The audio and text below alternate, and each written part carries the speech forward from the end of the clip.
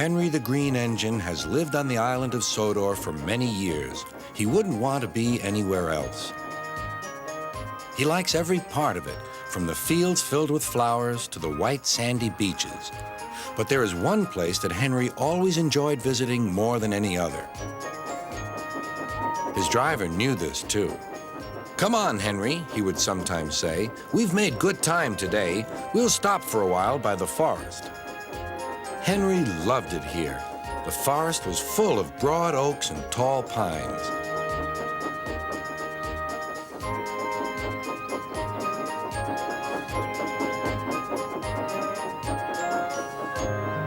Henry could remember the day long ago when he and Toby brought some new trees to be planted, and Terence and Trevor helped haul them into place. Now he could see the trees growing amongst the others on the hillside. Henry always felt better for being here. He couldn't really explain why, but his driver understood. "It's peaceful," he said to Henry. But one night, everything changed.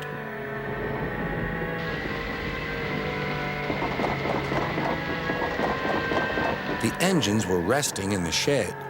"Listen," said Thomas. "Can you hear a strange whistling sound?" "It's the wind blowing outside our shed," replied Toby, "but I've never heard it like this before." "Do you know," added James, "if Gordon wasn't here now, I'd say it was him thundering by with the express." All the engines laughed, except Henry. "I hope the wind won't harm the forest." By morning, the fierce winds had gone, but the damage was done.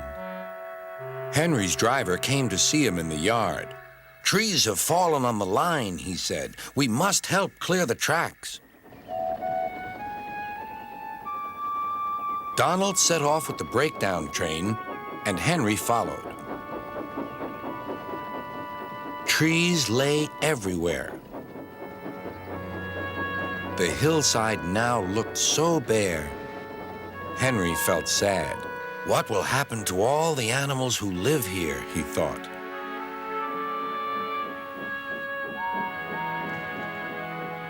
When Henry's flat cars were full of logs, he took them to the timber mill where they would be turned into furniture and other things. Henry was glad the wood was being put to good use, but he was still sorry to lose part of his forest. "Oh dear," sighed Toby to Thomas. "I wish there was something we could do to make things better again." "Yes, indeed," replied Thomas. "But what? We can't mend broken trees." "Hello, Toby," said Sir Topham Hatt. "You do look glum." "I'm sad about the trees," said Toby. "And so is Henry. The forest is a special place to him. Now some of it is gone." "We'll soon put that right," replied Sir Topham Hatt. "I have an important job for you, Toby. I would like you to take some freight cars to the forest." When the freight cars arrived, Toby was delighted. They were full of splendid young trees all ready for planting. "This is the best job I've ever had," said Toby happily. When Henry returned, he was most surprised. There were Terence and Trevor busily helping the workmen clear the torn stumps and branches. "Look, Henry," called Terence, "we're beginning again. The hillside will look better than ever before. You'll see."